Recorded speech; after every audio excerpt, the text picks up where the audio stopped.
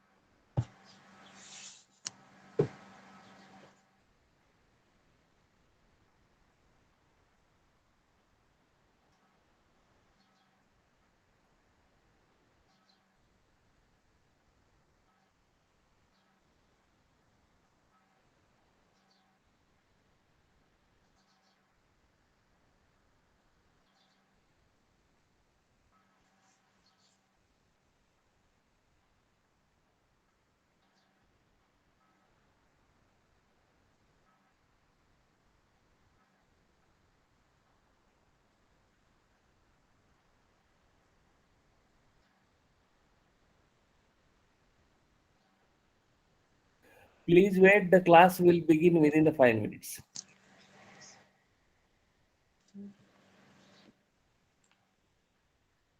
Till one of the learner may share their screen and show how to mark the attendance in LMS portal. Any one of you,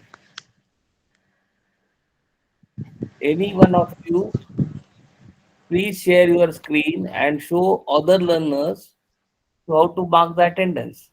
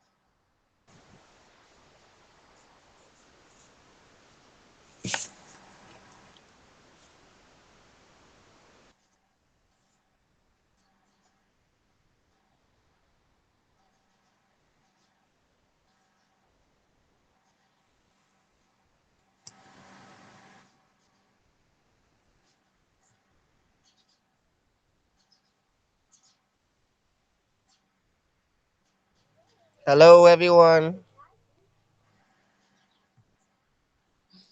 Hello. Hello, sir. Hello, sir.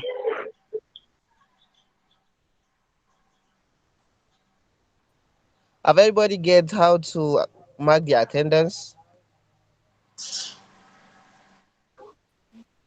Not really. Sorry.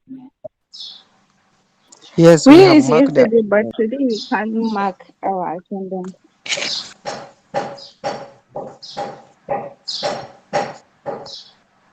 So the lecture is not yet come, and Lesson. you are taking up. Okay. Yes, we have. Let me try. Let me try and show. Let me try.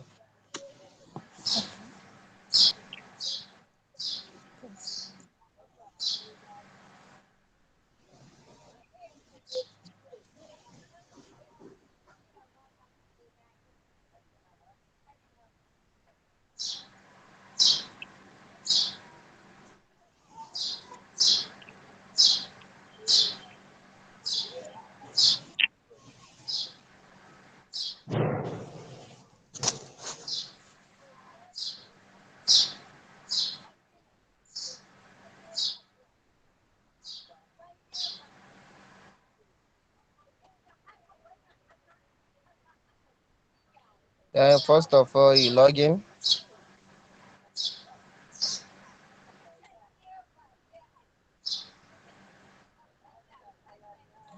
Then you go back to course, my dashboard. Then you see a calendar. Between the calendars, then you see Saturday. Then Yes. click on on fourth. Then you click on course one. Then you check the bottom attendance. Yeah, is in this place. I've already marked mine, but is in within here you are going to see submit attendance. Then from there you click present, absent, or some other issues. Then immediately you click present, it's going to be then you submit. Then you come back there and mark it done. Then tomorrow we follow the procedure. Then yeah, you're going to see 2/2. That's you have already done attendance for today. That is all.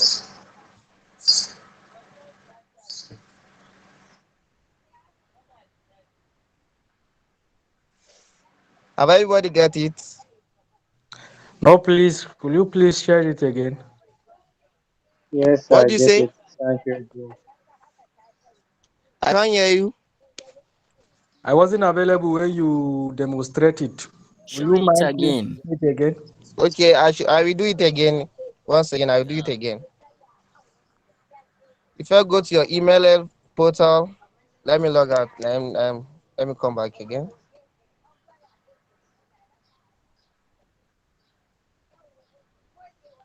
Now I want to log in. I've already saved my password. Yeah, Then so Please, we You can't you are see your speaking, screen, click on sir. sir. We dashboard. can't see your screen. You are going to hello. We can't see I'm your going to screen. see attendance on Saturday 4th. Then when you We click can't it, see your screen, please. Yeah, please okay, wait. okay, let me okay, share it Learners again. so are requested to mute their Please, mic madam now. is ready, so let's do it Yeah, after madam the is queen. joining now. Just wait. yeah, Others so do are not we share ready? the screen. Madam have come, so please can we do it Hello, ma. orally? Mr. Do not share your Yeah, hi. screen. Okay, okay, okay, So how are you? Yes, yes, please. okay. Later. Yeah, later you Wait can one, show. wait one, man. Later you can show how to mark the attendance. Oh, you show? Okay, maybe later we show. Yeah. Please wait. Thank you. All learners are requested to mute their mic. Yes, madam, please continue. Yes, sir. Yeah, thank you So, very much, ma'am. so a very good evening to all of you, as it is good evening for us. So I hope you all are doing well. So today we shall start, and we shall start discussing about the vitamins and the minerals. There were two, three points which I would like to discuss about the last topic. So, those two, three points are especially related to the lipids. I would like to give you and tell you certain sources of the lipids which are considered as anti inflammatory, and also the sources of the lipids, which are also considered as the antibacterial. So, are you all with me? Any problem related to last time? Do you wish to ask me something or shall I And continue? Mark, with attending a question I want to ask that you say cholesterol did not give a casual disease. Sorry. Yeah, yeah. So I said that cholesterol is not an independent risk factor for the heart disease. You know, those time has gone when people used to discuss and used to say that if you have high cholesterol, then it is the only factor responsible for the heart disease. So I commented last time that high cholesterol is basically not the independent risk factor for the heart disease. That means we cannot correlate that only due to high cholesterol somebody has got a heart disease. It could be a contributing factor with other factors like lack of physical activity, obesity, some other diseases in the metabolic syndrome, for example, uncontrolled diabetes could be there, then increase in the waist to hip ratio, then hypertension could also be there, due to which there is an injury to the internal lining of the blood vessels. Okay. So, my statement that cholesterol cannot give heart disease, this is not the right one. I gave the statement that it is not an independent risk factor. Got it? For example, if I say to you that I'm feeling very happy today. So, when I feel very happy today, there could be three, four factors for it. My only happiness could not be due to good food. My happiness could also be due to good weather. My happiness could also be due to at the workplace where I work, there was some kind of occasion or maybe a party over there due to which I am happy. So, similarly, in the terms of cholesterol, I'm trying to communicate like that, that it is not the independent risk factors. Is it okay? Yes, ma'am. Yes, Thank ma'am. you. I don't have.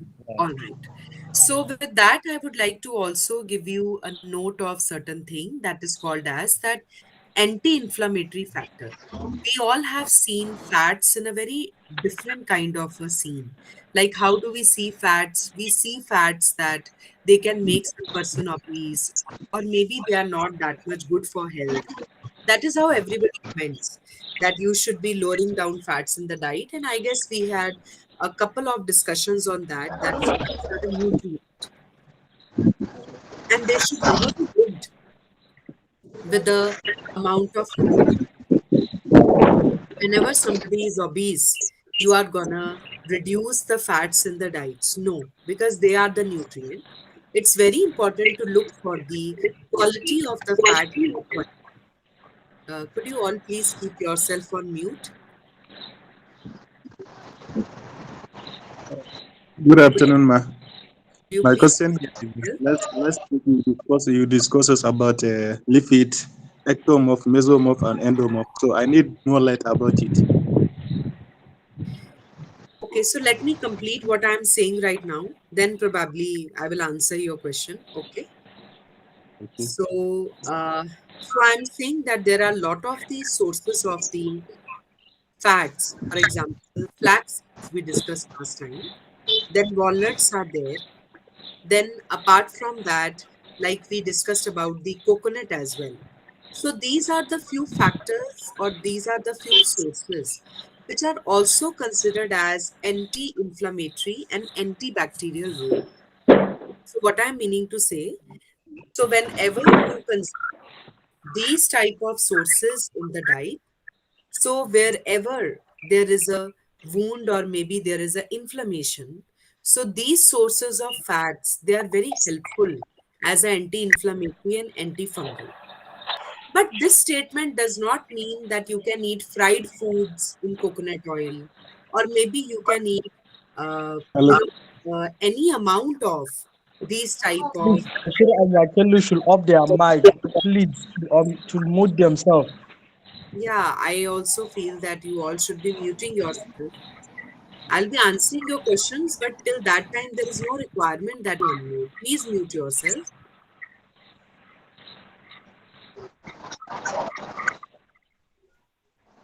Oshaba, Yakelu, Bashir, please mute yourself, please.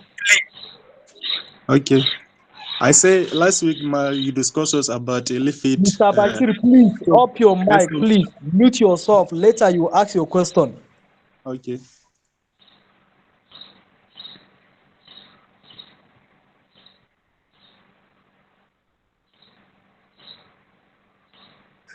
Okay, so if we come to know that certain lipid source is very good for health, but that doesn't means that it gives us that kind of a, I would like to say, flexibility to have any amount of it. In the lipids, we always need to be very careful. There are a lot of researches which support that coconut oil is good, and it is actually true. Coconut oil is antibacterial, anti inflammatory. Similarly, olive oil is also very good for health, or maybe normal olives also when you eat. Because olives not only give you, the I would like to say the oil which you are having, but when you have the normal olives, you will also get the good amount of soluble fiber from it. So this type of, the olives, what I am talking over here, they are very good for health, especially towards the protective role towards the heart. But I'm not saying that you can have any fried snack in the olive oil in the lieu of that it is good for health. Fried is fried. Oil is oil. We really need to keep a check on the quantity of the oil what we are consuming, or maybe the animal fat. So that is one thing which I wanted to share. Next is that, Yakula, you just asked me the question that lipid and the body type. So I told last time also that there are three types of the body types. One is endomorph, ectomorph, as well as the mesomorph. So when we talk about the endomorphs, they are generally the people, those who have a stocky kind of appearance. They have good adipose mass as well as they also have good muscle mass as well. Similarly, there are ectomorphs. So ectomorphs are those people, those who have a little lean body appearance. That means if you look at their skeletal size, it is a little lean or maybe narrow. Similarly, there are mesomorphs, which are very athletic by the appearance. And this could have a genetical influence. That is how was the body makeup of your body types, what I'm referring to, of your parents, biological parents. And similarly, this could also be a little dependent on the nutrition in the early years of the life. And also, how was your birth? That means whether you were a full term baby or whether you were a small for due date. That means it was, 9 months were completed, but still your weight was not, it was not as per the average birth weight which is required, which should be more than 2.5 kg, especially for the Indian babies. But in other countries, sometimes it is considered as 2.8 or maybe 3.2 kg, which is being considered as the average birth weight, as in to say the healthy outcome of the pregnancy. So these are the factors which may influence the type of the body structure what you have. So in terms of that, I said that if somebody becomes obese, everybody doesn't gain weight or deposits the fat at the same area. There is something which is called as the regional distribution of the fat. That means if you are a endomorph, there are maximum chances that you will gain from all sides. If you are a mesomorph, maybe it could be that you can gain in terms of that you start looking much more broader. That means you can gain from the thigh, and that to the adipose tissue, what I'm referring over here. And generally, in the people, those who are ectomorph, so in those kind of people, it has been observed, especially in the ectomorphs, that these are the people, those who can gain from the central obesity pattern, that is the waistline circumference and a little upper than that, where all your organs lie. Okay, so this is how what we call as a regional distribution of the obesity. That means every person is not going to gain weight or accumulate the fat at the same areas. It has lot of genetical influence, and that is how the diseases and the disorders could also be influenced accordingly. Okay, so I think now we can move on the questions are answered. So I would like to move on to today's topic, what we have to discuss. That is called as the micronutrients. What we have to discuss today, that is the vitamins as well as the minerals. So can we move forward? Mr. Yes, Shehu, ma. please off your mic. Yes. Mr. Shehu, please off your mic. Yes, ma. Please off your mic, please. So, Okay. So I would be sharing my screen with all of you. Is it visible to all of you? yes, ma. Yes, ma. Yes, yes. Yes, ma. Yeah, it's visible. Okay. So before I start with the vitamins and the minerals, I would like to give a little bit of the guidelines over here, that whenever we talk about vitamins and minerals, what are they? They are the micronutrients. Even in my first lecture, I specified that never get influenced with the word macro and micro, as in terms of that macro are more important and micro may be less important. Jessica, could you please mute your mic? Why it is happening today that everybody is keeping themselves on? If you want to ask me any question, you can please type it in the chat box. But what I am discussing right now, I would really request everybody to gather your attention and to listen to me what I am talking right now. And later, when you have questions, you can just, type it in the chat box and you can ask it. I always answer in my capacity, whatever you ask. But don't listen just to question me. Listen so that you can understand what I am saying. And then after that, you can unmute yourself when question and answer session is going to happen. Don't keep yourself unmute because you are just inspiring to ask some questions. For some period of time when I am delivering the session, try to listen to me patiently. Okay? So thank you. So, as in my first lecture, also, I mentioned that whenever we talk about macro as well as micro, that doesn't mean that macros are more important and micros are less important just because the word is written as such, that is macro as well as micro. No, it just means that macronutrients are required in more quantity to do their function in the body because they contain carbon. Carbon means they would be generating the, I would like to say, ATP. So that is the reason they are used by the body to give energy. But when we talk about the micronutrients, that means micro means the one which would be performing their task in a very little quantity. Only that is the meaning of macro and micro. But both are very, very important.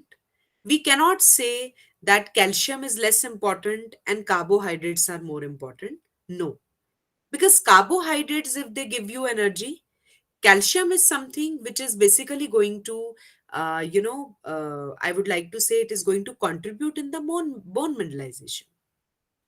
That means no one can replace each other's role. You can't say that calcium would be performing carb role or maybe vice versa. It's just a difference that micronutrients would be able to perform their job even in the small quantity. Okay. So, in micronutrients, that is vitamins and minerals, there are further the bifurcations. Like, especially when I talk about minerals, in minerals, there is further bifurcation, which you can see in your books also, that is called as micro and macro, which means if any mineral you require 100 milligram or more than 100 milligram, that it is called as the macro mineral.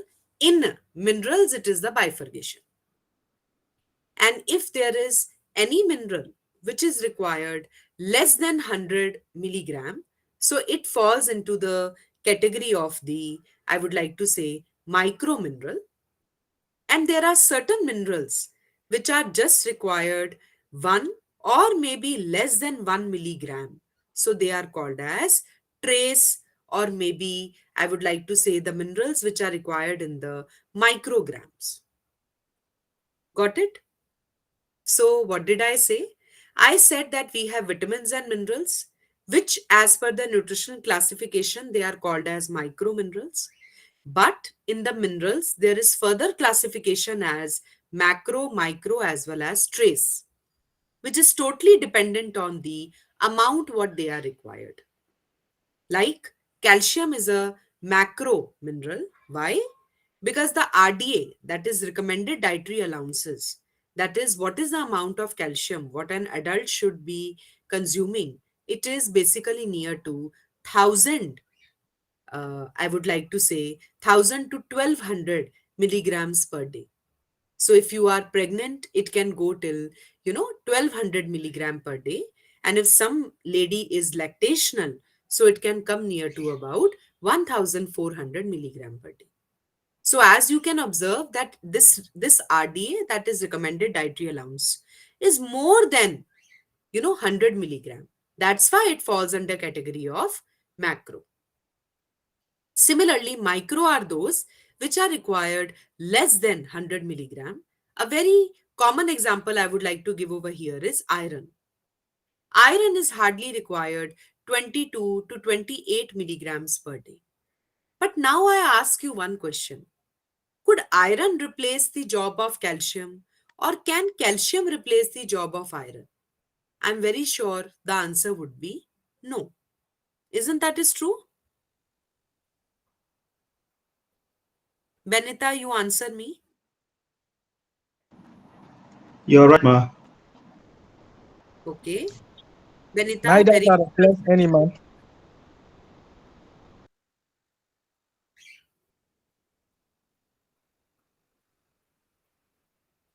okay. It's okay. So that means calcium is required for the bone mineralization. So iron cannot do that job. And iron is a very important component of the hemoglobin. You cannot form hemoglobin if iron is not a part of it.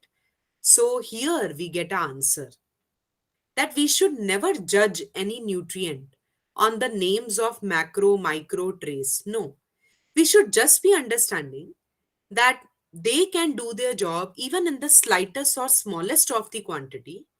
And even if you fail to take that much of the smallest quantity, then you will suffer from the deficiency. And there are certain nutrients which are required in more quantity. So you need to eat them in that much quantity. Otherwise, again, you would suffer with the deficiency. Now, when we see vitamins, so before I talk about, important minerals and vitamins, I'm just giving the brief first that when we see vitamins, we all know that we have major two types of classes under the vitamins. One is called as the fat soluble and the other is called as the water soluble. The simplest meaning is that fat soluble requires fat as a source of medium to carry them from the intestines to the body. If the fats are not present, then it would be little difficult for the fat soluble vitamins to be carried in the body or maybe to be absorbed in the body, because we do not digest vitamins and minerals, we just absorb them. We digest whom? We digest carbs, we digest proteins, we digest fats, we intend to digest fiber also, we intend to digest. But somehow, unfortunately, we are not able to digest the fiber because we lack the enzymes to digest fiber. Although we'll discuss about the fiber later. First, we are discussing about vitamins and minerals over here right now. But vitamins and minerals need no digestion. We just absorb them. And when it comes about the water, again, we do not digest water.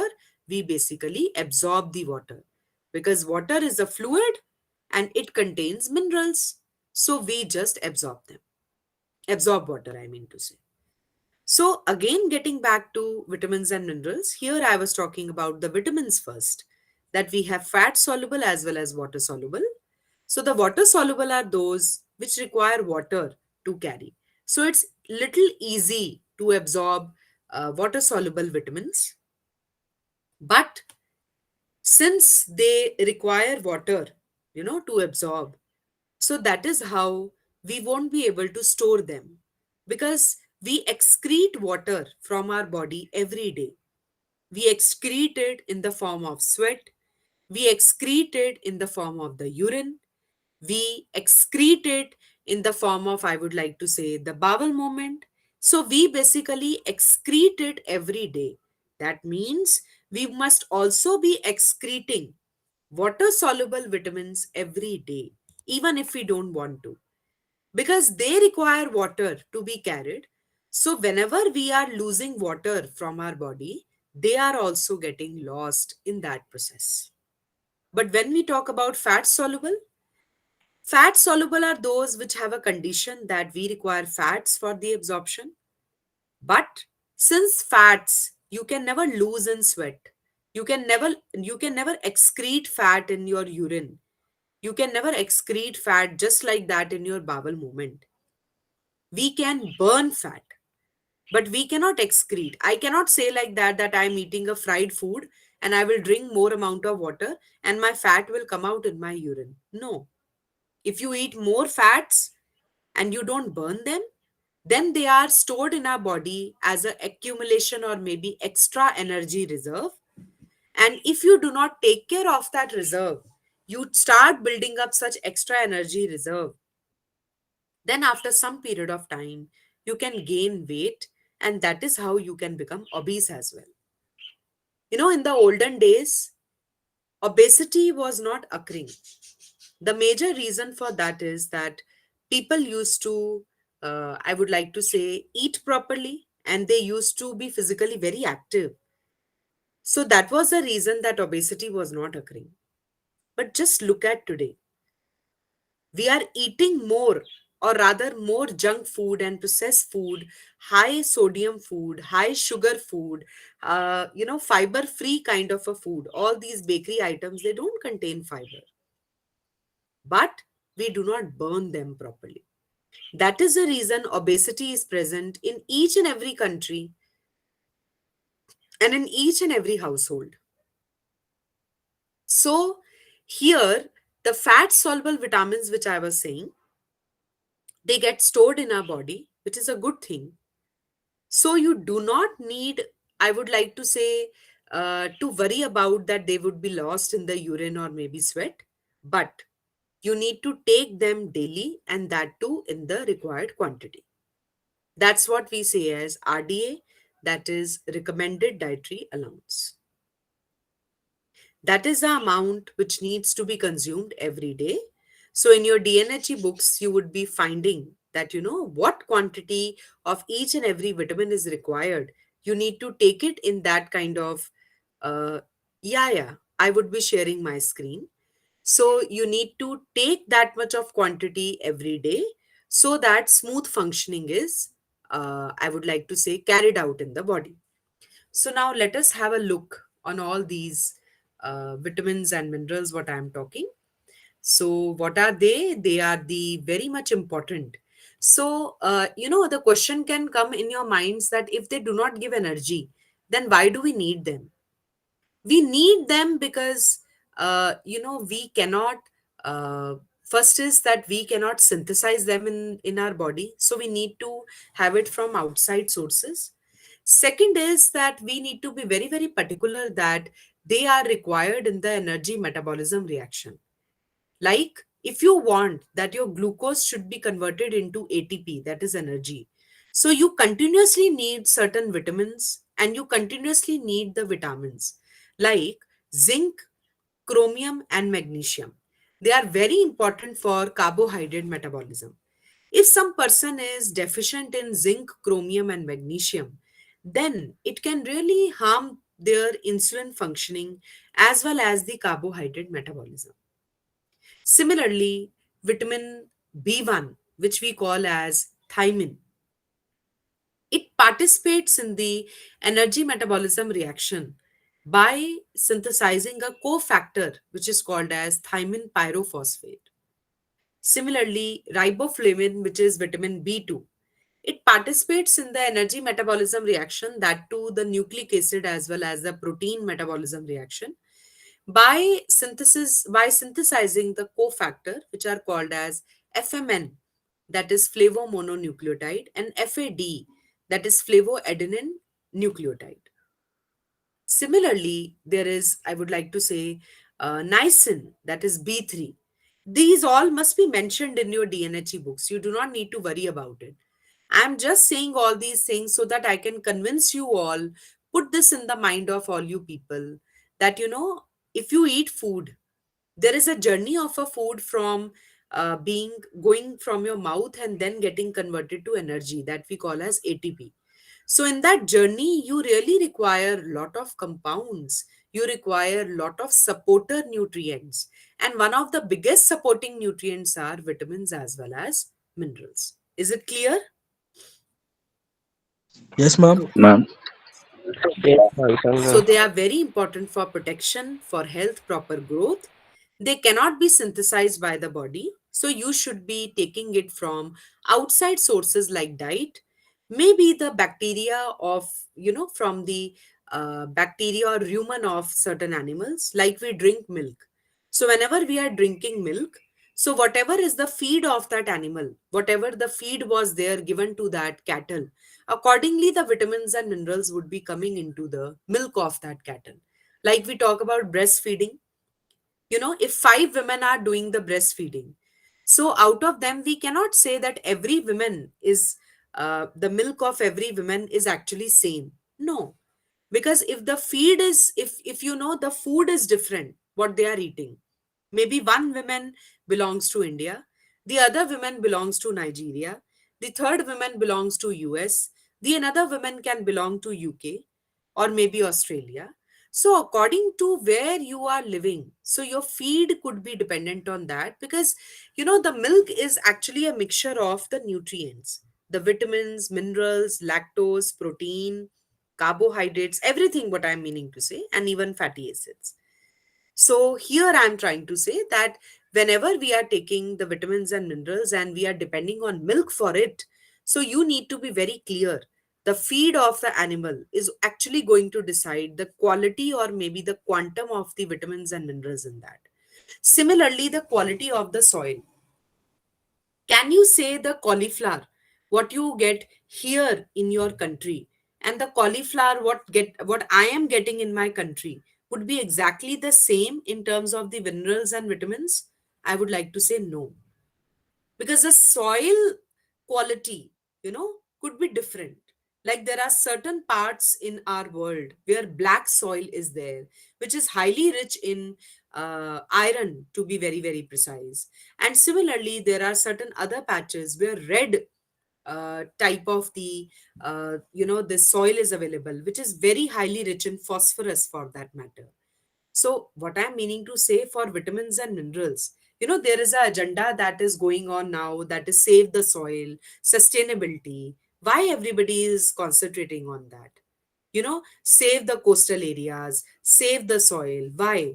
Because of the deforestation and all these stuff, the mineral content of the soil has been eroded. That is why supplements market are very, I would like to say, flourish nowadays. These people are convincing us that the food what you are eating, it is not that much nutritiously rich. That's how they brainwash people. So you should buy this, you should buy that, you should invest on supplement. If you want to have calcium, don't drink milk, you can pop a pill. That is how they are brainwashing people. Okay, so, how we people who are the future, who are going to intervene in this, who are going to counsel people that you need to improve the food quality, you need to do the mutual supplementation, you need to include the seeds in the diet for the best to best vitamins and minerals. And why not we together take care of our environment also, rather than just shifting to a shortcut which is called as supplement? See, I'm not against supplement. I myself, I am a dietary supplements advisor. I have done the diploma in that as well, apart from my other degrees. But there I learned only one thing.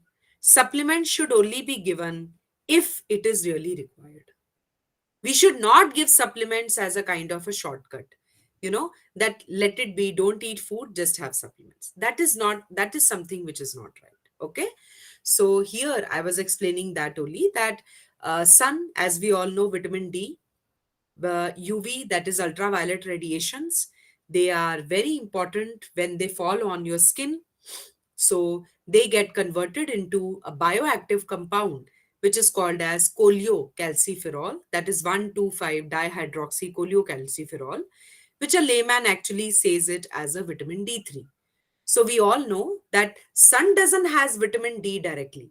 It's the UV radiations which gets converted to vitamin D3 form in your body. And for that, you require a very healthy liver as well as kidney. If you come across a patient who has issues related to liver, or maybe a patient who has issues related to kidney, then they can really suffer with the deficiency of vitamin D3, even if you make them stand in the sun for 5 hours, for 6 hours, whatever you want to do. Because this ultraviolet radiation, under certain processes, that is liver and then the kidney, it gets converted.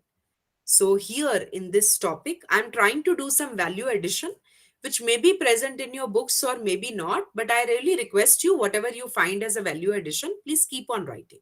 Okay. So, vitamins also assist in the formation of hormones, blood vessels, nervous system chemicals, and genetical material. What is over here nervous system chemicals? That's what we basically call as neurotransmitters, or maybe the hormones which are basically produced in your body. There are certain happy hormones, and then there are certain hormones which may be activated when you are under stress.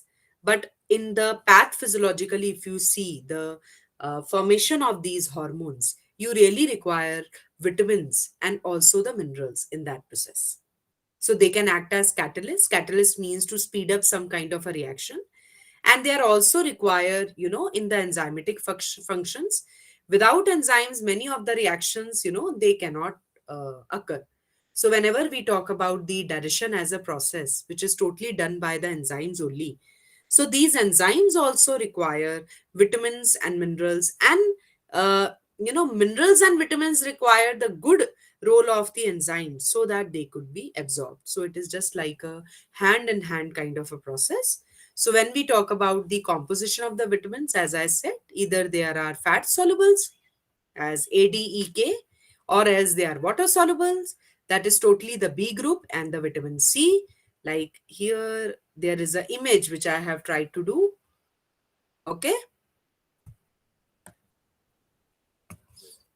I will just a little do like this so that you can get a proper picture. Yeah.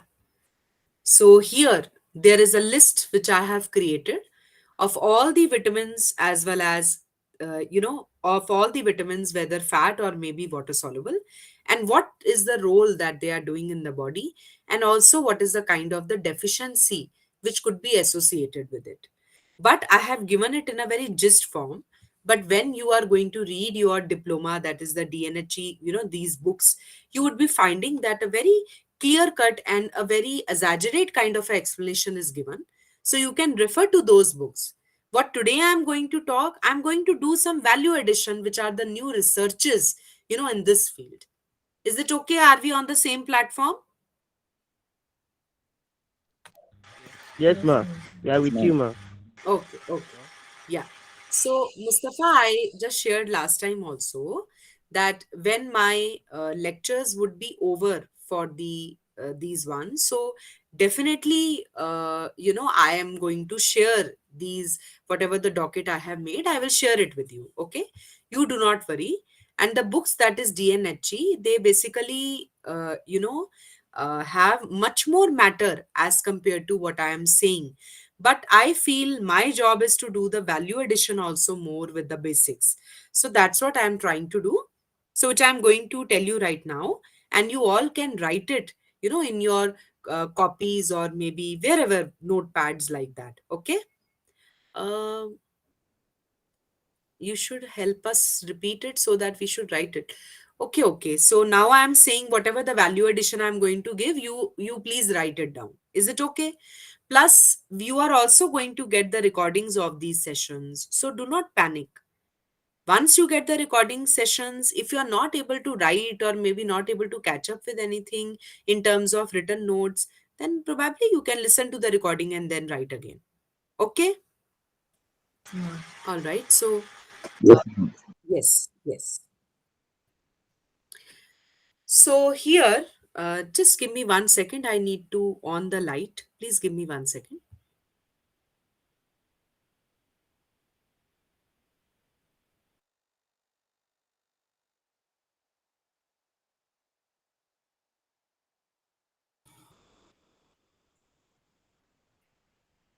Yes.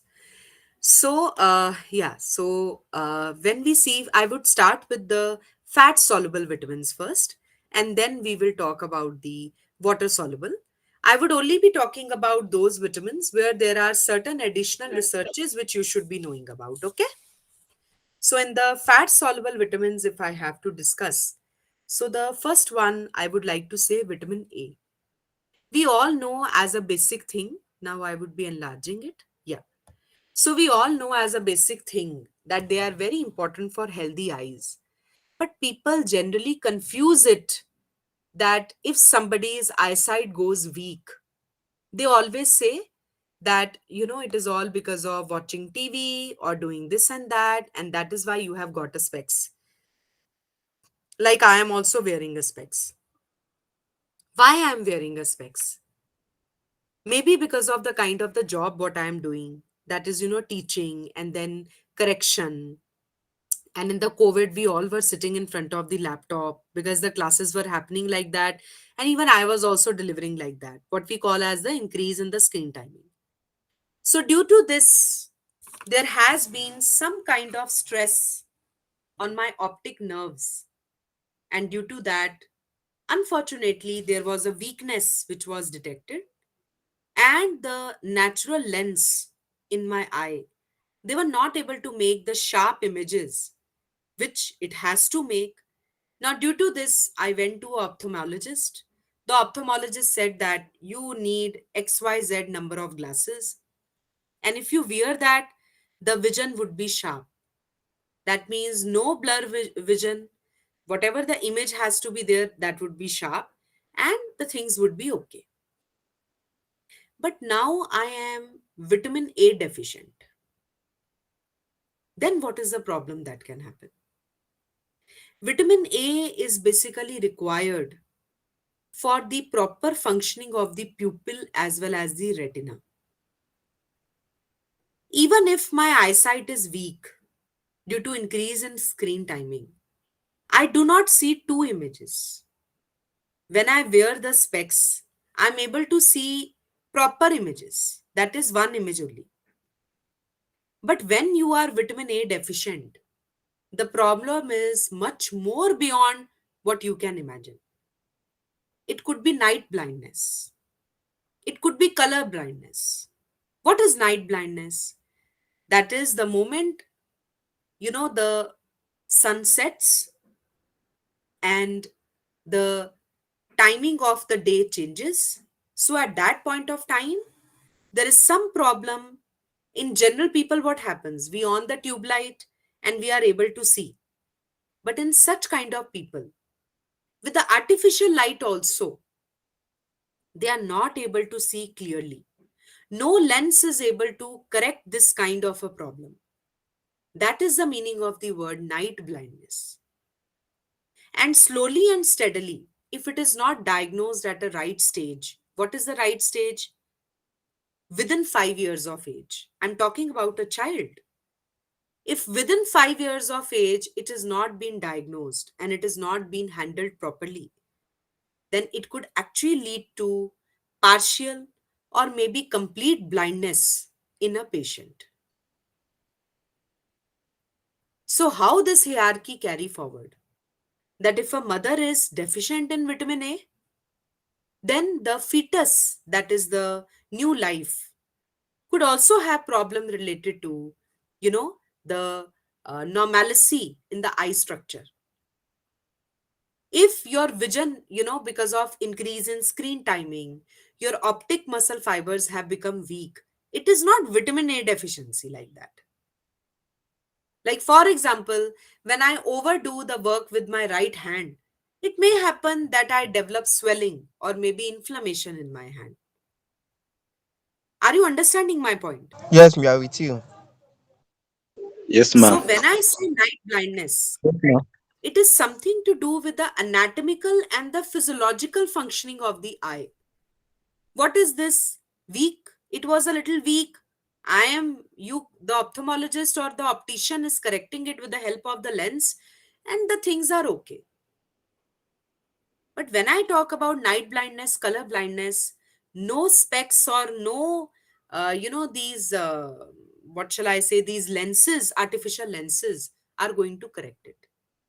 Only one thing is going to correct it if it is caught at a right stage and the supplementation and the corrective dose is given to the child at the right stage. Secondly, there are certain children who are wearing specs right from the age of 2 years old, 3 years old. So, what is that? Is it because of TV? Is it because of watching movies? Is it because of playing on mobile? That means within 2 years only they have developed like this because of mobile. I totally disagree to that statement because it is actually not true. In such cases, also, there was some kind of deficiency which was there right in the womb. That means when that child was in the womb of the mother, I mean to say, at the time of being the fetus, at that time only there was some kind of a deficiency, especially related to vitamin A, due to which the vision of this child is a little weak. We are not sure that how it is going to be in the coming years. No ophthalmologist will say to such cases that it would be absolutely all right. No. The other is color blindness. You can see that this is blue. You can see it has got white color clouds on it. You can see my hair is black. You can see XYZ. How you see that? If your mother would have taught you that this is not called as black, this is called as orange, this is not blue, this is called as black, you would have started saying the names like that. But even if your mother would have taught you wrong in terms of the names, you know that this is different color, this is different color. So who helps you to differentiate in these colors? Your retina, your color cells, your cone cells, which helps you to differentiate these cells. And who is responsible for the health of these cells? Vitamin A.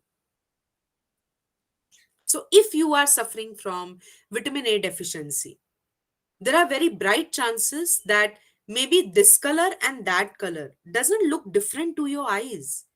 You feel everything is either black or you feel everything is either white or maybe whatnot. So, do you think any specs can actually modify or maybe correct this problem? No.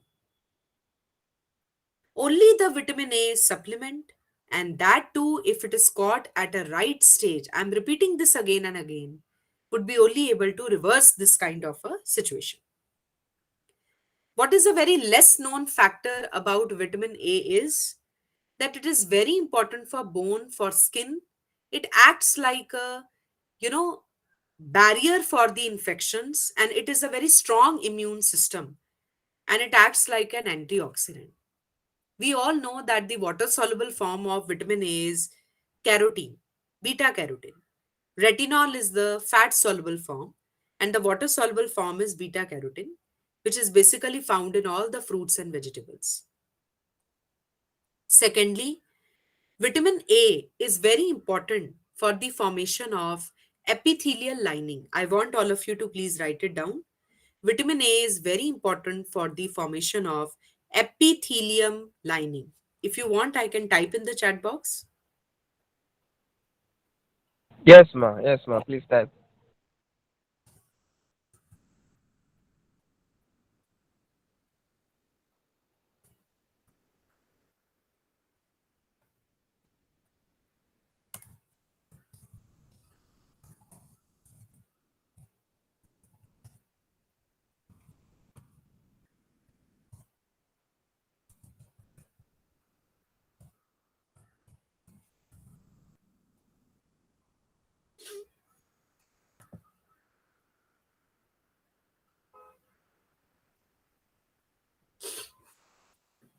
So this lining is also called as mucosal secreting lining or the membrane. What do I mean by mucosal? You all know that if you are undergoing any kind of an infection, you would be secreting some sticky kind of a secretion. What we also call it as phlegm, what is basically the mucus. So it basically helps you to from any kind of injuries. It helps you against any kind of infections or maybe dust and dirt. So this mucosal lining is also very actively present in your nostrils. So whenever you are inhaling, if there is any dust particle, so that could be stuck up over there and it doesn't go inside your lungs. Similarly, whenever you are eating food, in that food, if there is any kind of the particle which should not be going down, so this mucosal lining sticks it there. So what happens is that the patient, those who are undertaking chemotherapy, you all must be knowing that chemotherapy is given to cancer patient, to TB patients, to HIV patients. So to such patients, when they are taking chemotherapeutic drugs, so there is a damage to the mucosal lining in their body. So, if we concentrate on vitamin A related sources for such patients, we can definitely improve their health. If this mucosal lining is not there, then you won't be able to swallow your food. You are only able to swallow your food with the help of this mucosal lining. You chew it and you swallow. So, this food goes down, you know, and then automatically it is going to go from the food pipe to the stomach and from stomach to the intestines and whatever I mean to say, the so on. But this would not be possible if you have deficiency related to the mucosal lining, or in short, vitamin A deficiency. So that is how vitamin A is very, very important for the health of the bones, for joints, even for the fighting against the diseases as well as the infections. Now, when I talk about the next fat soluble vitamin, the next fat soluble vitamin is vitamin D. We only know one fact, that is, it is very helpful in calcium and phosphorus. That means the bone mineralization, to be precise. We all know that. But one factor, what we do not know, which is coming as a new part of the research, that is that vitamin D is actually a immune system in itself. There are a lot of research papers which are claiming that we should stop uh, calling it as vitamin D. Now we should call it as hormone. That too,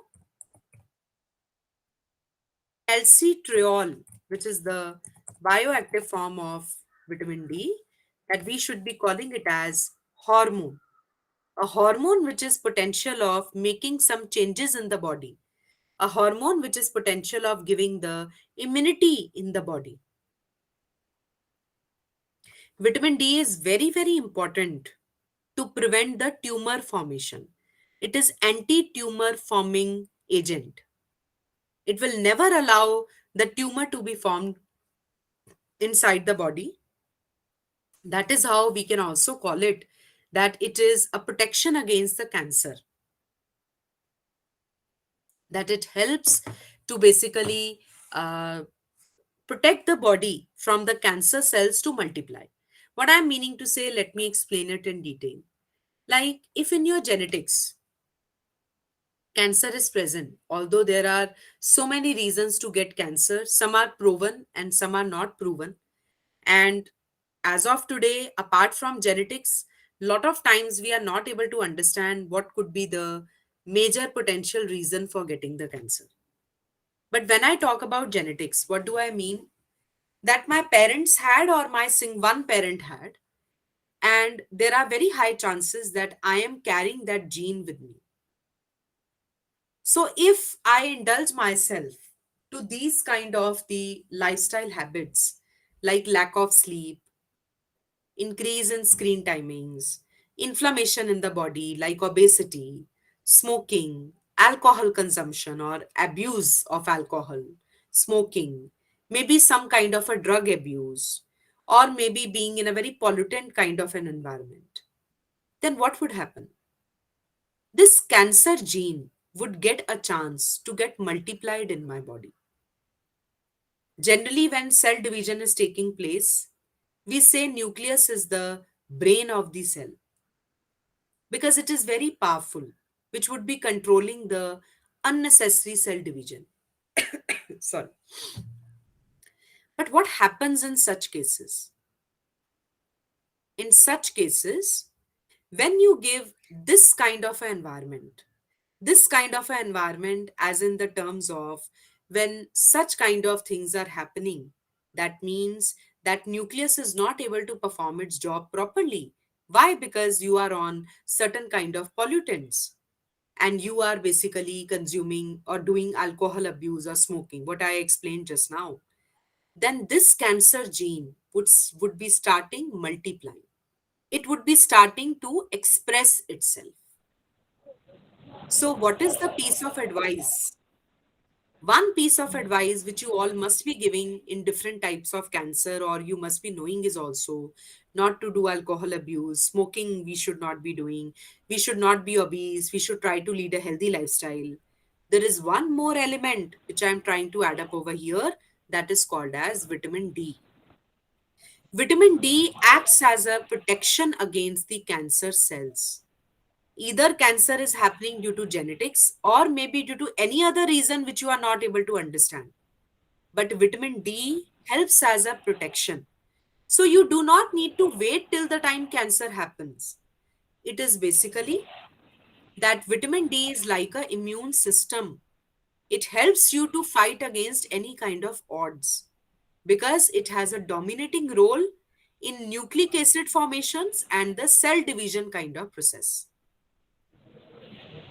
So there are certain cases which I have seen in my own practice. That is that lot of individuals who had problems like skin diseases, for example, eczema, for example, psoriasis. Do you know what is eczema and psoriasis? No, ma. Okay, so Yes. let They are skin disease. let me show the images to you. Is the Yes. screen sorry? You can see the screen. No. Yes, ma'am. No. Yes, ma. Okay. We are not seeing the screen. You cannot see the screen. No. We are seeing. No, you're saying it. So, So yeah, certain disturbing maybe. images are also there.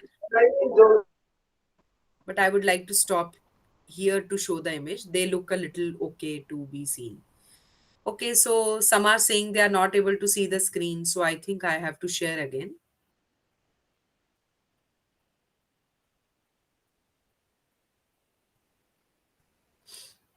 Is it visible now? Not yet. Yes, it Okay, is. yes. Yeah, yes. It's feasible. Yeah. Have you seen such kind of patches somewhere in any, person? Yes. Yes, ma'am. I can see your screen. Yes, This ma'am. is actually the problem which is related to the skin that is also called as psoriasis. Psoriasis is basically a kind of a patch which can appear anywhere on the body of a person, and it is very itchy and people keep on scratching it. However, there is no treatment for psoriasis as such that I can say that you can get rid of psoriasis, but you can manage your psoriasis with the help of vitamin D and its supplements if required under the supervision of a health professional, because it will really help to calm down these kind of symptoms. Lot of people say that the genetics could be the reason for it. Some people say stress is a reason for psoriasis and eczema, but actual cause nobody knows it properly. But one thing is very clear, that we can manage psoriasis and eczema with the help of vitamin D. Rather, I have found lot of case studies which has told me, where I have read it very clearly, that psoriasis could also be due to vitamin D deficiency. What I'm meaning to say that in lot of people whom I actually, those who came with this kind of a problem, in those people, when I, check their blood status in terms of vitamin D, so I found that all of them were deficient in vitamin D. Then I started researching about it. Are they two connected together? So I found that there is a very big connection in psoriasis, eczema. Eczema, they fall under the category of dermatitis, that is inflammation in the dermal layer. And accordingly, it could be called as psoriasis or maybe the eczema. They both actually look very alike. Sometimes we are not able to differentiate that, whether it is psoriasis or eczema. One thing which you should be noting down, that it is not transferable, that while touching a person who has psoriasis you will also get it. No, it doesn't happen. It is not contagious. But yes, you should not be doing any skin treatment or maybe a type of hair drying or maybe some oil massaging on these people without the consent of the doctor. Like if some patch of psoriasis or eczema is in the scalp of the hair, you should not be doing anything without consulting the skin specialist. But as I was coming to vitamin D, I would like to pester over here. All right. Now is my screen visible? Again, back to what screen I'm showing. Is it okay? Yes, ma'am. Okay. Yeah. So here I am trying to say that if some person is suffering from any kind of, skin diseases, then you should definitely check their vitamin D levels. I'm very sure in 95% cases you will find the vitamin D level to be less, and you should be immediately putting them on supplements, because you cannot ask a skin disease patient to stand in the sun. Their symptoms would be aggravated. They will get more itchy or patchiness, or it will become more dark. So what you have to do, you basically have to ask them to consume the supplements which are related to the vitamin D. So as you all know, the supplements of vitamin D are available. Looking at the RDA of the vitamin D. What is the RDA of vitamin D? Could you give me 1 second? Could I please open the door? Somebody is there at my door. Please give me 1 second. I'll just be back. No problem, ma'am. Thank you. Okay.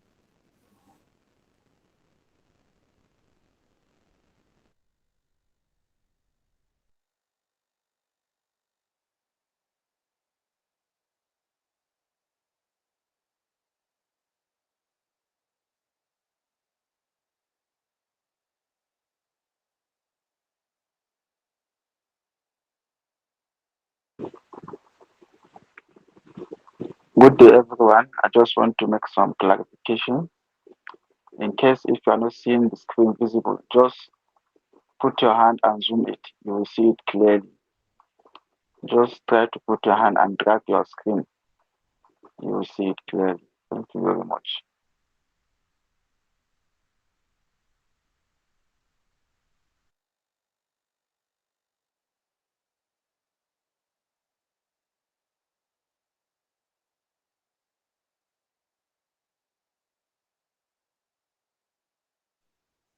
Hello everyone. I wanted to ask if we have a group form discussions like us, like students. Do we have a group for discussions or must we form one? Thank you.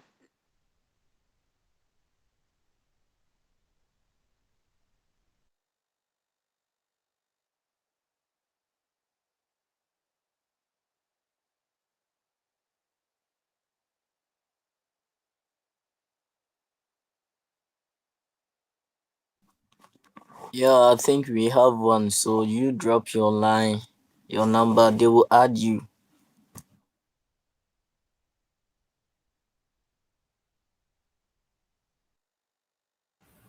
Yeah. Thank you so much. Uh, so I was just mentioning about that if you come across any patient who is suffering from some kind of a skin diseases or disorder, you should definitely give a thought about checking their vitamin D levels. And if they are less, then Looking at the levels, their blood reports, you can recommend them vitamin D supplements. That is 2000 international unit every day they can consume without any harm. Every day, 2000 international unit. Or if it is a supplement of, the way in the market the vitamin D supplement is available, should we make the proof of deficiency? Sorry, I didn't understand your question. What do you mean by proof of deficiency?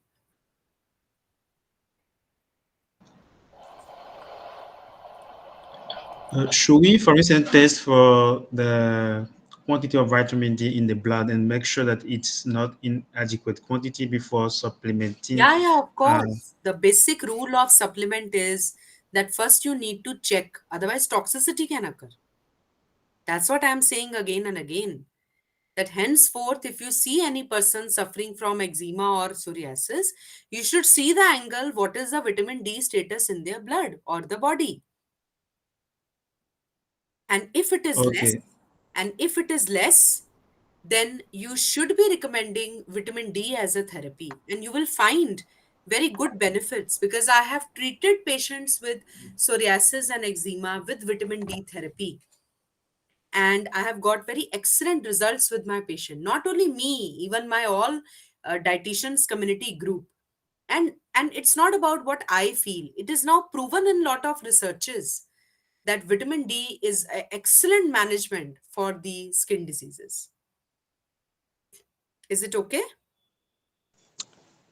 Yes, ma'am. Another Yes, ma'am. outlook which I wanted to give with vitamin D is insulin. Whenever you find a diabetic patient, the research says that vitamin D is important for insulin functioning. Vitamin D is important for controlling the blood pressure. Vitamin D is important for healthy bones and good function of the pressure of the blood in the body. That means it can save you from hypertension kind of episodes. So in all these kind of patients, that is diabetes, hypertensive, or maybe the bone health, everybody knows. So you should be checking their vitamin D status. And you would be finding by taking vitamin D in their diet, if it was less, if there is no deficiency, do not give unnecessary supplements. I am very clear on that. And good vitamin D status means it has to be at least 55 to 70 in your blood. There is a cutoff which is given, in the reports. It is written that if it is 20 to 25, then it goes into insufficient kind of the category. But good vitamin D status means at least 55 to 70 in your blood. So if the levels are not 55 to 70 micrograms, what is related, then that means in such patients, you can give, you can recommend the vitamin D sources. And if it is very less, like 20, 25, or maybe 5 or 10 in the blood, very, very less, then you need to take the help of the supplements to improve the status at least for 3 to 6 months. And then you can do the test again to see how much is the improvement. Please do not overfeed a supplement to any person without a requirement because it can harm the liver or kidney or maybe can lead to toxicity. Is it clear to all of you? It's clear, it's clear, it's Yes, clear. Yes, ma'am. ma'am. Okay, good. Very good. So the next thing which I would like to talk about here, yes, good, very good. Next is the vitamin E.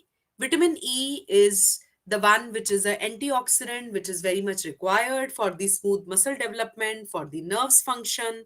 It is correct that vitamin E is very much required, as an antioxidant to protect our all the organs as well as the cells. One thing which I would like to add over here is that vitamin E is very much important for the, uh, you know, I would like to say organogenesis. Organogenesis means for the fetal development to take place. There are certain researches which have proven that if some women, is deficient in the vitamin E, then miscarriages could happen. Is it noted down?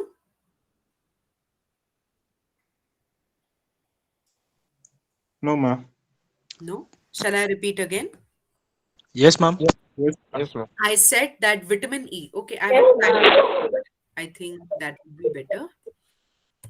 That vitamin E has a role in organogenesis. Organogenesis when the organs of the fetus are getting developed. Now, is it noted down?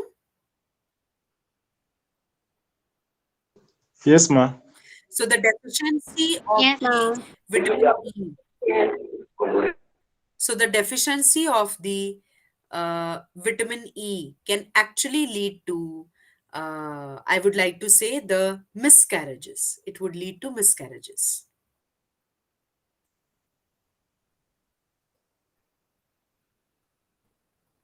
Now, is it noted down? Yes, ma'am. Okay, perfect. So, moving on, yeah, apart from the other roles uh, mentioned, must be mentioned in your books also, and everything. So, here I'm just trying to, yeah, vitamin E and eyesight. There is no so much of direct link in vitamin E and the eyesight, like that. Majorly for the eyesight, it is, I would like to contribute over here. It is the vitamin A that we always, discuss and that we always tell about, that vitamin A is something which is much more important. Although vitamin E has got a role in organogenesis, a role in the embryogenesis, so eye is also organ. So indirectly, I can say it has a low role in that, but not very dominating the way vitamin A has. Okay. Yes, ma'am. Thank you. Okay. Now, moving on, where I would like to tell now about the next one, what is called as vitamin K. And we all know that vitamin K is very, very important for the blood clotting. So when I use this word blood clotting, what do I mean by that? Just imagine that you have got hurt. You have got a, okay. So when you get a cut, what happens? Bleeding is there. What is the first thing that you must be See expecting blood. in Ma, your it body? will bleed. Bleeding. Bleeding, correct. Blood is out. So what is the first expectation what you must be having from your body? Lost blood. Exactly. That this blood should stop. We do not want the blood to be lost like this and getting wasted like this. We want the blood to stop. So what is this process? It is called as blood clotting. That means when there is a wound, we want that the blood should be clotted so that the bleeding could be stopped.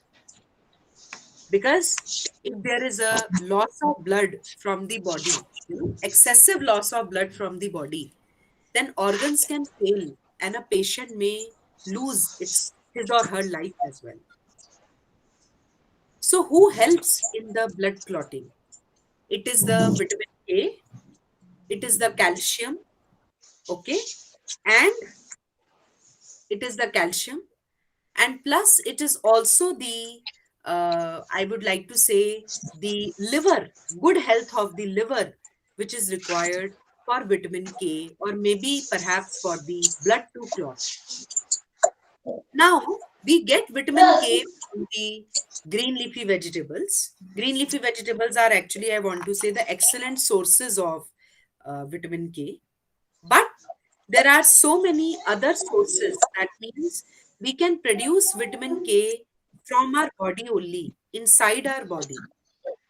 This gut microbiota, the friendly microbiota, what we talk about, you all must be knowing na, that we contain more number of bacteria in our gut which are friendly to us.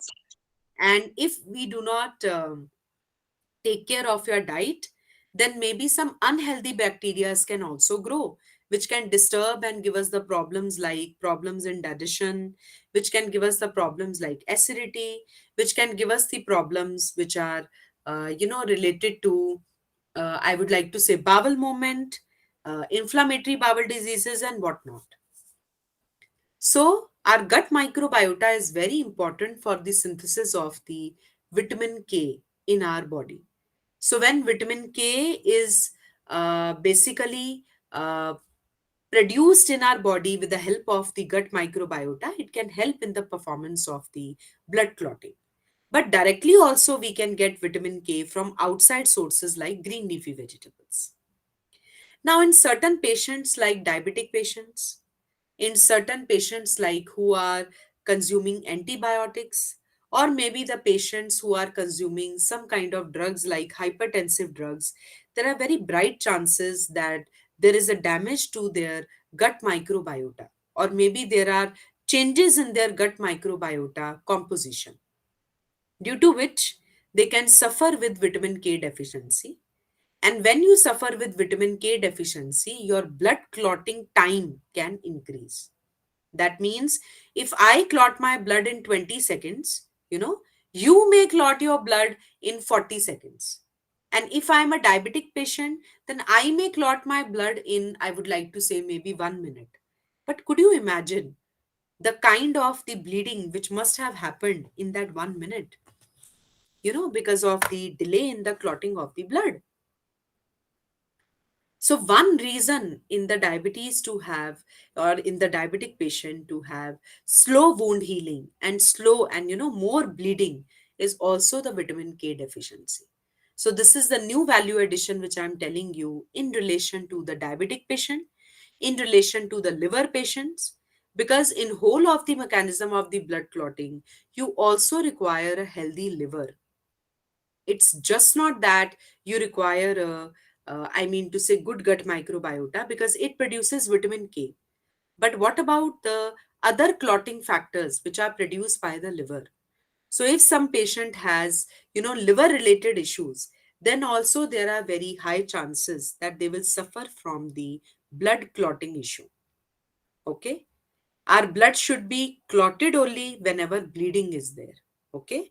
Because if the blood doesn't clot, then maybe unfortunately some patient can bleed to death, which is very, very dangerous.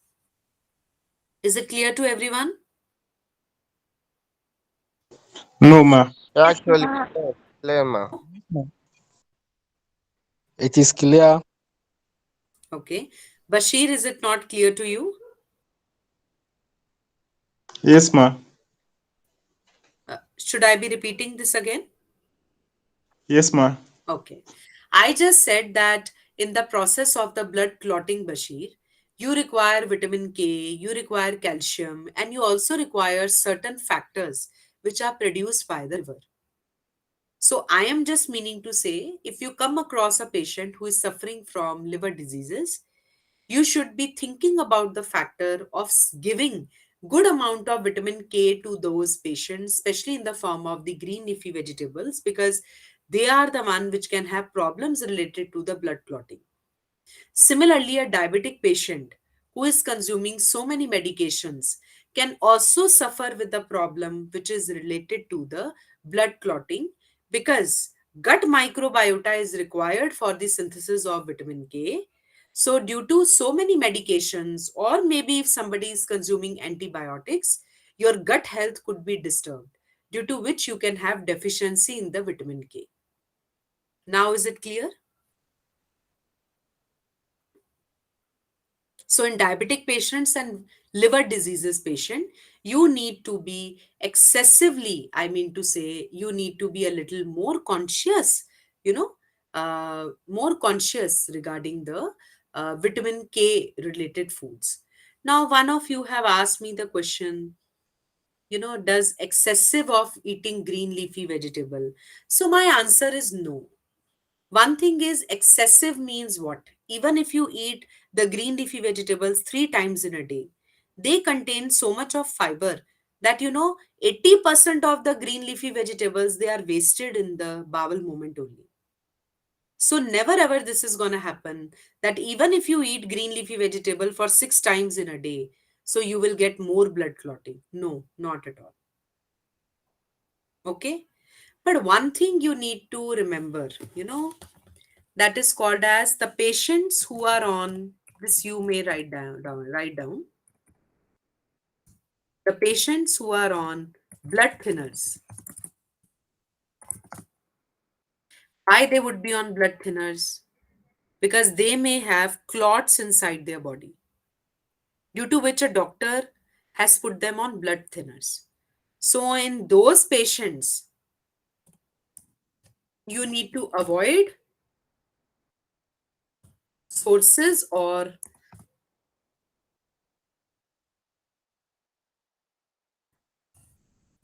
supplements of vitamin K. Okay?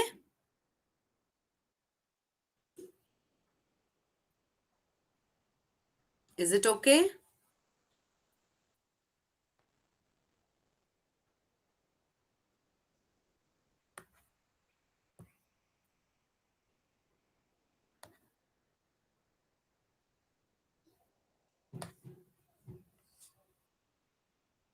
Okay, good. Very good. So the from here we move on to the one more fact about vitamin K, that they are very important for the health of the bones.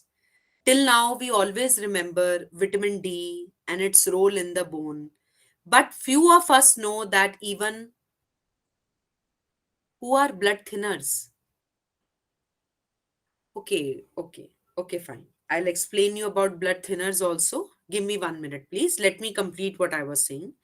I was just saying that that vitamin K is very important for the bone cells formation. Okay.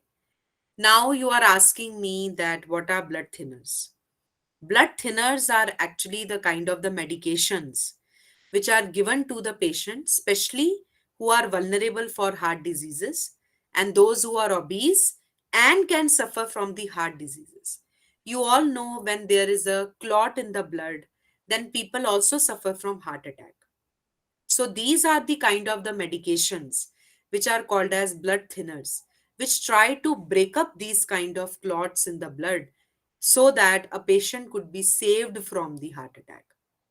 Like COVID has been the natural disaster and a natural calamity in whole of the world. Isn't that is right? Right? Yes, actually. Yes, Yes. actually. So during COVID, what has happened? There was a side effect which was seen, that lot of patients who were suffering from COVID, they had a problem of unnecessary blood clots in their body. They started developing blood clots in their body. Maybe that was the effect of that virus in the longer term. So there were certain cases of heart attack which has happened after the COVID. So in those patients, it was seen that they had lot of blood clots in their body unnecessarily. Why unnecessarily? You should only be clotting the blood when you get hurt. Aapko, when you have a bleeding, then only this should be happening. But if there is no cut, then why blood clotting is happening? That is called as unnecessarily blood clotting. So in COVID, it was noticed. I'm just quoting one example, apart from lifestyle, other diseases or disorders. So such kind of patients were put on the blood thinners, means those kind of medications. For example, the medication of the name of or examples of blood thinners are ecospin, aspirin. Have you heard about these kind of medications? Aspirin, ecosprin. Have you ever heard? No, no, Yes, ma'am. madam. No, Okay. I Yes, haven't If heard ma'am. of you it. have Yes, heard, it's ma'am. good. If you have not heard, then also it is okay. It is just for the information that these are the name of the medications which are very, very, I would like to say very popularly they are used for the as a blood thinner. That they try to thin the blood. For example, whatever the clots are there, they try to break it off so that blood circulation is there and the person may not suffer from any Please, Mustafa, mute your mic, please, Mustafa. stroke. Okay?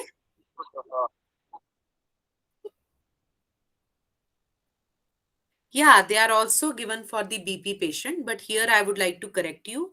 They are only given generally for hypertensive patients, not for hypotensive. Hypertensive patients. Yeah, there are so many. I'm happy few of you know more brands also, which is very good. But there are few students who were not knowing, because lot of you are related to hospitals but few of you are not related to hospitals. So for ease on, I have taken the name of the very popular brands which are just available, and their job is just to keep the blood thin so that the circulation is there in all the parts of the body. Okay. Okay, ma. Okay, fine. Okay. So I'm opening my platform for the question answers right now, because I think what is the information what we have shared today, it is a little good amount of information what I have shared. So I want you all to retain this information so that I can start with the water soluble vitamins, tomorrow. And we can also talk about the correlation of the certain minerals, because in minerals there are very few minerals who I would like to highlight. Other, you must be knowing about it. So let us have a look what I'm seeing. The other ones, that is the water soluble, I'll be talking tomorrow. You can see that I have prepared the list over here. Not only that, even the sources list I have prepared, and I'm sure you will get them very easily even in your DNHE books. This is not something very hard to find. You will get it. Okay. So tomorrow we'll be also talking about the minerals also, like what is their role in the body and what are they doing. Similarly, these are the uh, sorry, this is the table which I have prepared for some amount of for the minerals and their functions in the body. There are certain minerals which I would like to highlight, which I'll be talking definitely tomorrow, because I think there is a quite a piece of information what I have shared with you. So I want that you should not feel claustrophobic out of it. So I want to open the platform for your questions. Sorry. How are the letters of the vitamins chosen to name them? So, when we, looked at the history, so looking at their structure, the way their structure are, and also on the name of the researchers, which actually they basically found them. So that is how their names were chosen. That how it came A into existence, D into existence, E, K, like that. So it was like that. Okay.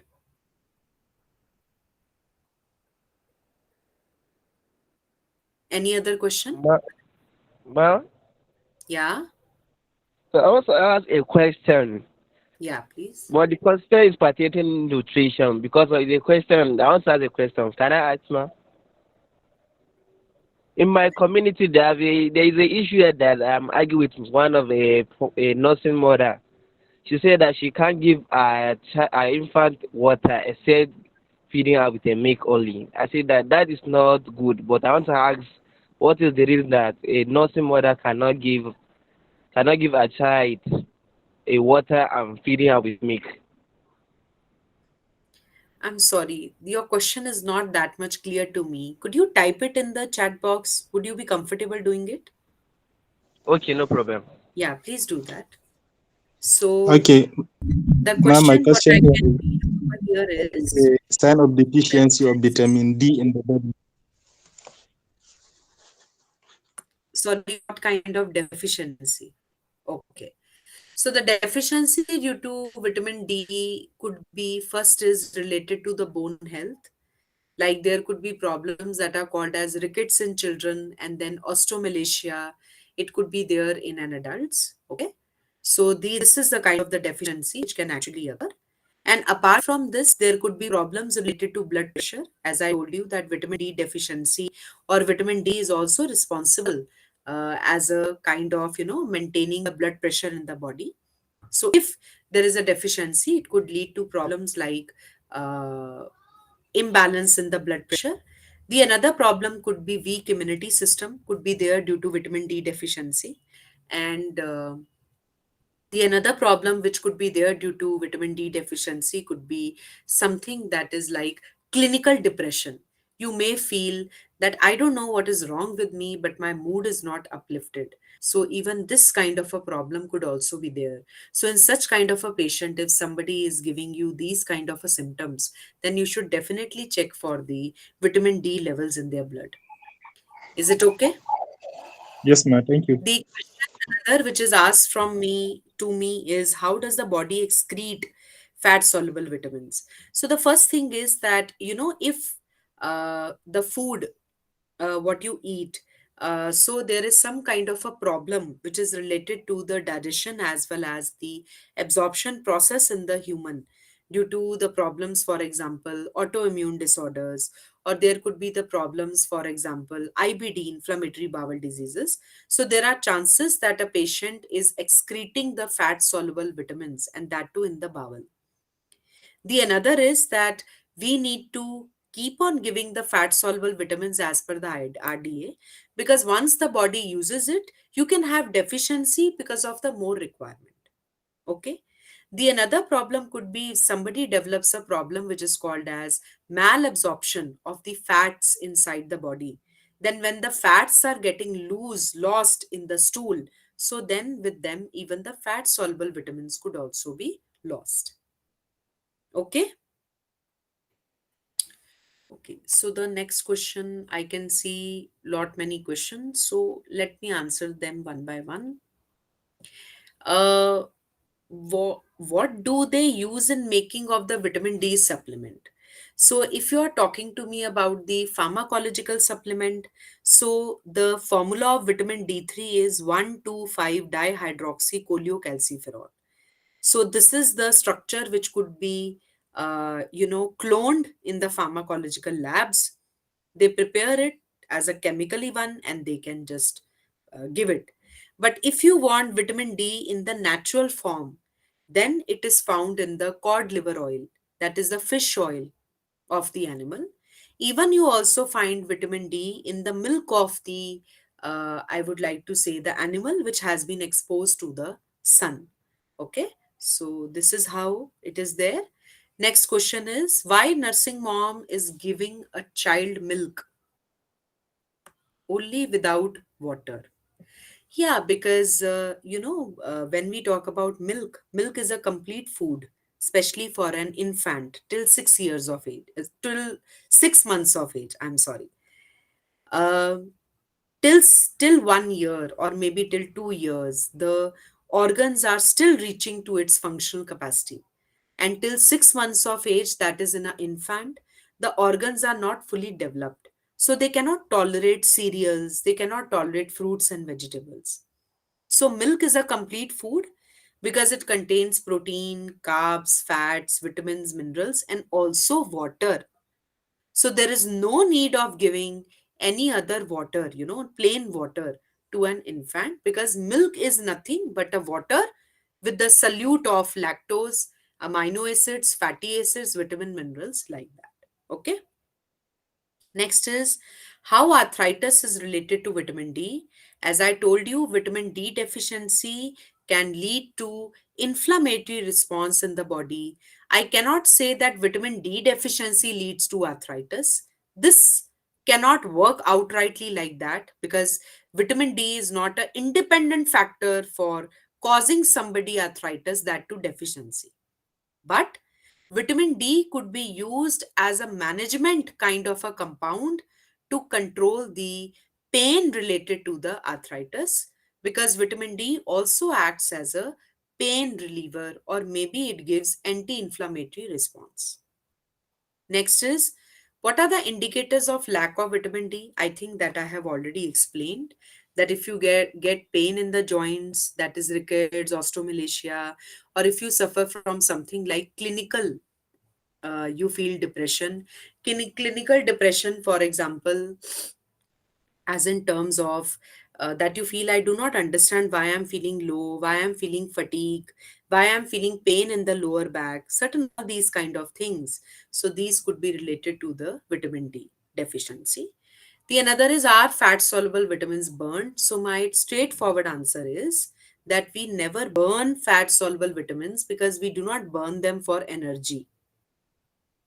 They are just absorbed and they are going to be used to do the other roles in our body, whatever I just explained. So we don't burn them for that matter. We can burn fats but not fat soluble vitamins for that. So which foods can a person take to provide him with vitamin A, D, K? I guess There is a lot of the list in your DNHE books as well. So please read it, because it is something which is mentioned in the books, and I have done some value addition more. So this is mentioned in the books, Bashir. Very easily you can find it, and you can see the sources. Lot of sources I have said, but you can find it, you can see it.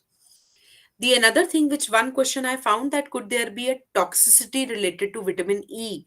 So my answer is no, because you store vitamin E in your body cells, not in your liver, unlike other fat soluble vitamins. So, till now, no case of vitamin E toxicity as such has been reported, until unless somebody is really taking very mega doses of supplements. A dietary sources can never lead to any toxicity. So, this is my answer. Okay. So, any other question? No, ma. All right. So it's my humble suggestion as well as request to all of you to kindly, read your DNHE books, and read your DNHE books and read about the sources also of all the vitamins. And tomorrow we shall continue with the water soluble, and also we shall continue with the minerals. So the last question which I can see is, sun give you no direct vitamin. Sun gives you ultraviolet radiations, which is converted to vitamin D with the help of liver and the kidney. Okay, no problem. I guess Oshaba, you can do it again on the LMS if you have failed to mark your attendance. Okay, you can do it again. So tomorrow we are meeting at 3:30. Okay. Okay. Yes, ma'am. Thank you, ma'am. Thank Okay. you. Thank you. Bye bye. Bye bye. Bye Take bye. care. Bye Bye bye, bye. ma'am. Bye. Thank you.